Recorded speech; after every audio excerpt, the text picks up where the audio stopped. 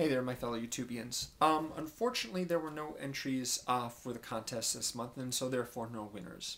But I'm more than happy to tell you about my favorite movies of 2008 anyway, which I invited everyone to guess on. Rachel Getting Married was the first of these. The line was, "Hi, I need to pee into a cup."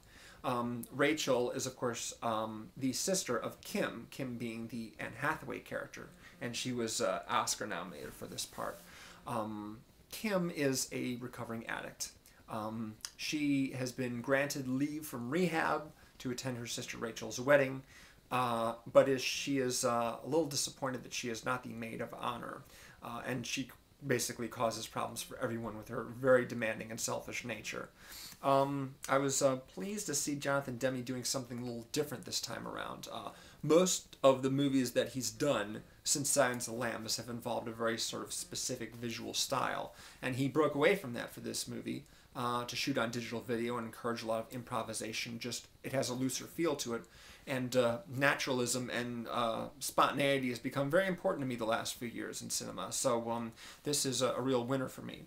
I was also kind of pleased by the fact that ordinarily, if you have a character like Kim, who's very selfish and self-absorbed and demanding, that they become a little bit less so by the end of the movie, and that really didn't happen here. Kim is actually disappointed that she isn't the maid of honor, that Rachel chose her best friend instead.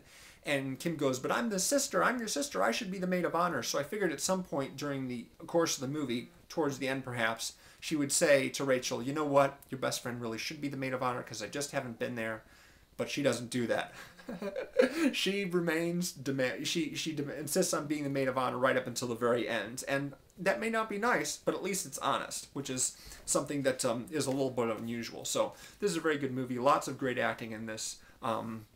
It's you know, again, one of those real sort of loose movies that I've come to admire over the past few years. The line, the second clue was mutiny. This is mutiny that was spoken by the captain of the ship, the Axiom, in the Pixar film Wall-E. And this is, of course, is about the robot stuck on Earth, cleaning up all the trash while the human race is living it up in space and waiting for, I don't know, the grass to grow back or something like that. Wall-E, of course, falls in love with Eve, the probe, and follows it back to the ship where it causes a lot of trouble in trying to free all the different robots and stuff like that. And everything just kind of goes haywire. It's a really, really fun movie. Very, very well animated. There are times when actually they included real objects or real environments in the shots, and you just can't tell the difference. The animated characters, aside from the humans, of course, the animated characters are robots, and they look like robots. They look like actual physical objects, which is nice. Plus, me being kind of a little bit of a Hello Dolly fan from back in the day, it's you know, nice to hear the songs from there as well. So that was cool. That was directed by Andrew Stanton, who also did Finding Nemo, another excellent picture.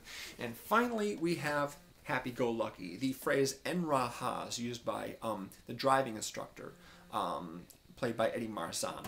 And the main character is Sally Hawkins, who plays this incredibly optimistic person, very happy, very satisfied with her life. She's an elementary school teacher, and this film was directed by Mike Leigh, who did Vera Drake and Secrets and Lies, amongst many others. Now, normally when you have a character in a movie who's like has to progress in some way, and since the main character in this one is already so satisfied with her lot in life, there really doesn't seem to be anywhere for the character to go. But she does have stuff to deal with, most notably the driving instructor and her sister, who's pregnant and has a house and keeps telling her that she's not serious enough and she needs to, you know, get a mortgage and start thinking about having a family and stuff like that. And but she's like, you know what, I like the way I live right there. I go out to the pub, I have really great friends, I love my job. I don't need to have all the stuff that you think that I ought to have, which is different. And the movie is very different as well. Again, it's another one of those heavily improvised movies that I've come to admire quite a bit. And it's terrific. It's a terrific movie, and it has a really, really interesting main character. You know, you'd think that she'd be annoying, but actually she's really lovely. So that's a good one. And those are my three from 2008, and We only have just like a day left in this decade. I have a couple more movies that I want to check out, which I'll be doing this weekend to sort of firm up my 3 favorites for 2009, but I'll be posting that very, very soon.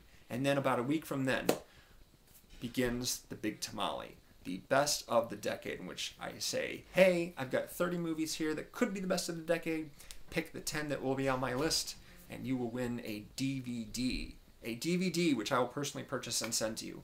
And I'll have all the details for that coming up very soon. But in the meantime, enjoy yourselves and, go see a fun movie, whatever. I will talk to you again very soon. Thanks.